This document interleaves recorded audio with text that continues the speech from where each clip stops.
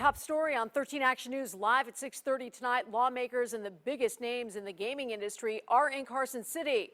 While the proposed NFL stadium is taking center stage in Carson City, lawmakers are also talking about a plan to help keep you and the millions of tourists who come to town safe. And 13 Action News reporter Brian Callahan is live in Carson City with details on the discussions surrounding the more cops tax. Brian.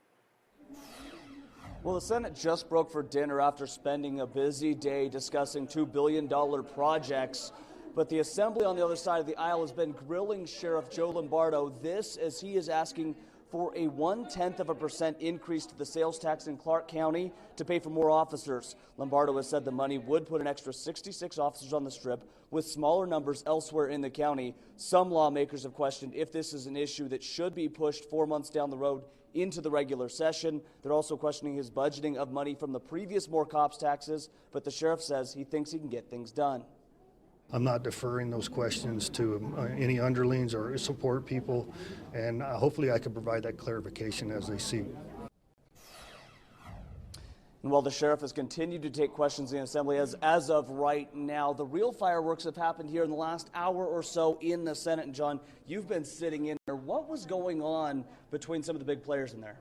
Well, there was actually little players in there, and that was the problem. After you had all those hours of testimony from major gaming figures, chambers of commerce, you know, the people who give the campaigns, you had a bunch of about a half dozen people from groups nobody really knows that much about. Progressive Leadership Alliance of Nevada, the most well-known, they don't have much money. They complained that there was not enough time given or notice for the opposition to do this compared to the time that was given to the likes of Steve Wynn, Jim Murren, Jan Jones, the gaming leaders.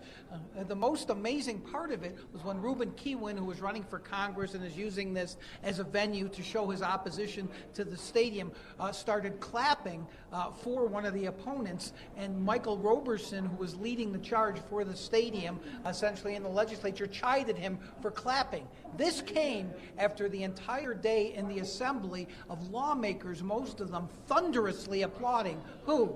The gaming leaders and chamber leaders who want this and who coincidentally contribute to their campaigns. And there is still